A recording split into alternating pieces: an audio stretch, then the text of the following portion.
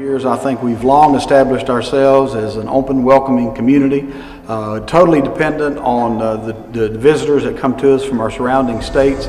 And when this ordinance came out, Ordinance 2223, first of all, there was the big question of why in the world would we think we needed an ordinance like that? We've proven that time and again how welcoming and open our community is. I do feel like it was a bad ordinance. It was passed in a way that was not favorable to many of the residents. They weren't given a chance to weigh in on it. There's so many unknowns in the ordinance. You know, as a business owner, you don't know necessarily how all the things are going to apply to you. You also, it can be costly, I believe, and I really fear the continued litigation that it will cost for us, not only for the business individuals, but also for our city. You know, our city finances are struggling as it is. And this would give anyone the right to come into a personal bathroom, a ladies' bathroom. I mean, they might not necessarily be that way. As a mother and a grandmother, and having young children and even innocent ladies going into the bathroom, this would open us up to being abused in any way, and I will stand against this ordinance if for no other reason, just for that. There's people coming from outside of our community coming in here and causing trouble. These people don't even live here, and they are pushing this ordinance. And the innocent people in our community don't even know about this. They think that it's our community. So if we'll have a heads up, this isn't even from the inside, this is from the outside, causing trouble in our town. Human rights issue as a black man, no one has been lynched, no one has to sit on the back of the bus.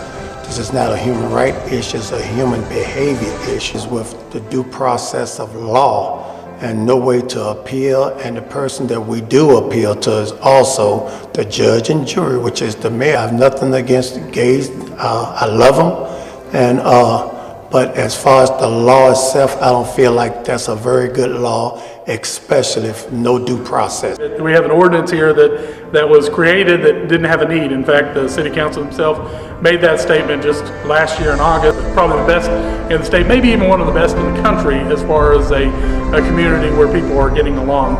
And I hate the fact that the city council saw fit to do this. I know that the motivation was out of a sense of kind of pushing back against the state law, but it's a shame that they chose to divide a community in order to do. You know, I hope that the ordinance is repealed, and maybe we can kind of have that sense of community that existed prior to that. I have a lot of problems with 2223. I have grandchildren. It breaks my heart when they come here and they don't understand. I don't want to have to deal with my grandchildren having to go to a bathroom and me supervise them because I don't know who's in there. My heart breaks for the churches and the businesses here because I don't personally want to be forced to have to deal with someone telling me what I have to do or who I have to hire. That should be my God-given right. My heart breaks for Eureka Springs because this is a godly city and I see it decaying with all of the anger and unrest in this city, and we love everyone. I personally do not discriminate against anyone. I don't plan to now. But I don't want to be forced by anybody's agenda on my life to try to change me to think their way.